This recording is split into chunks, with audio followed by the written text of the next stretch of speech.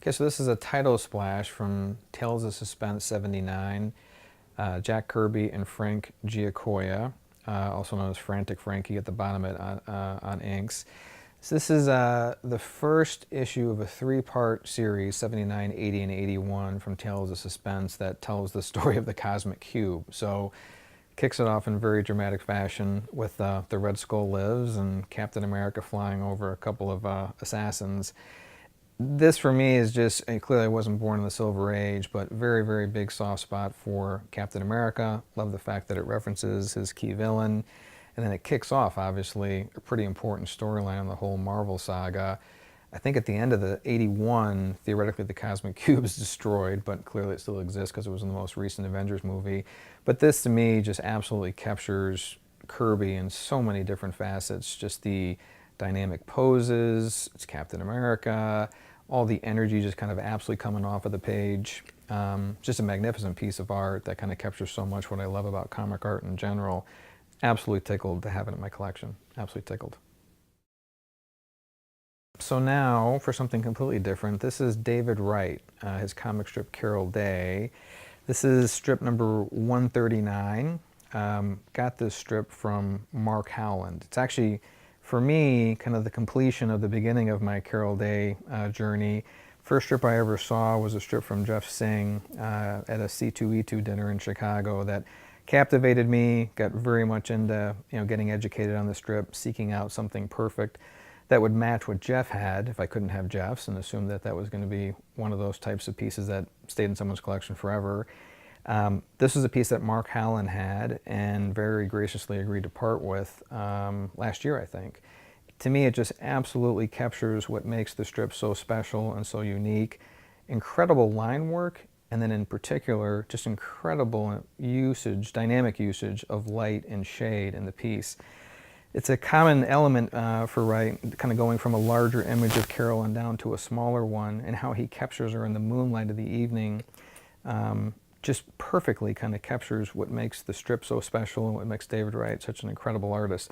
I've got a ton of pieces from him since then, kind of pledged over the fact that I was not going to go deep in collecting strips from Carol Day, and did, and continue to do so. I kind of add them on a one-off basis here and there. But this was a real high point for me, was getting this piece from Mark Howland, who I'll do a quick shout out to and a quick thank you to. Really gorgeous piece of Carol Day strip art. Okay, this is a page from Neal Adams and Dick Giordano, a page from Superman versus Muhammad Ali. This, again, one of those books that you pick up as a kid and you read over and over and over again. Love the character of Superman. Was a huge fan as a kid of Muhammad Ali, and so to have them pulled together in a comic where they actually box one another was just one of those things that you're just never going to forget. So this page, I've been on the hunt for a page for a long, long period of time. Joe Lee, good friend, was really helpful in terms of connecting with this one, and it's perfect. It captures every one of the main characters. You've got Superman, Muhammad Ali, you got Hunya, you got Olsen, you got Lois Lane, and you have them boxing. They're not boxing each other, which would make it truly perfect, but there's boxing happening on the page, and so it kind of captures all the key elements that you want to see from a page from this series. And it's just a ton of fun to see, quite frankly, even as we pulled it out and are kind of filming it right now. So pretty dynamic. I love the panel composition. I like the page. And just generally, the story ends on such a high note about just kind of fundamental fairness in sports and fair play. Just a lot of great messaging by great artists at the time, both from a storytelling standpoint and a visual storytelling standpoint. So a lot of fun. So this is double, interestingly, it presents as a double page splash, but it is not. It's actually published as two separate pages. First page was on the right-hand side of the comic, and then the next page kind of followed behind it. But clearly, artist Mike Dringenberg produced it as a double-page splash. I keep it that way just because it's such a dramatic piece of art presented that way. It's Dream standing on the shores of Dream, creating new nightmares as he's talking to his raven Matthew.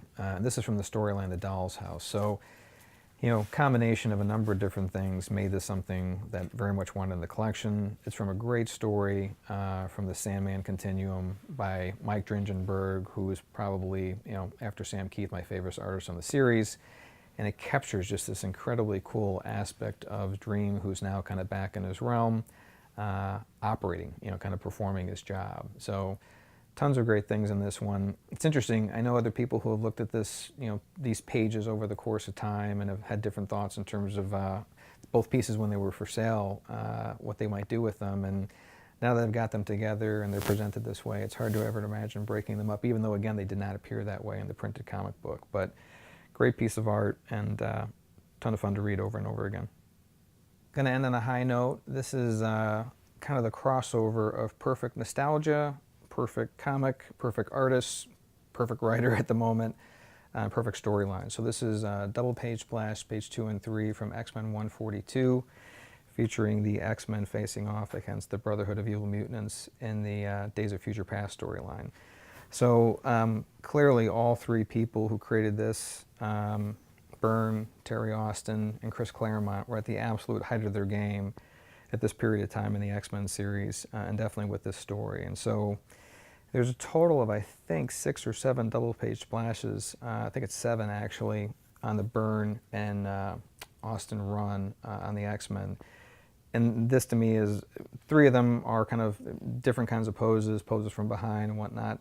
This is definitely amongst the top 4, and depending on your kind of personal connection to some of the stories and some of the sequences, for me it's probably like number 2. But definitely, again, in terms of issues that I was reading as a kid, number 1 in the heart, no doubt about it. So just a great team picture of the full X-Men squad, again, facing off against a key nemesis at a critical time in this storyline. So yeah, this is I finished with it last for a reason. This is probably the piece that, if it all went, this would be the last thing to go. And never tire of looking at it. Never tire of looking at it.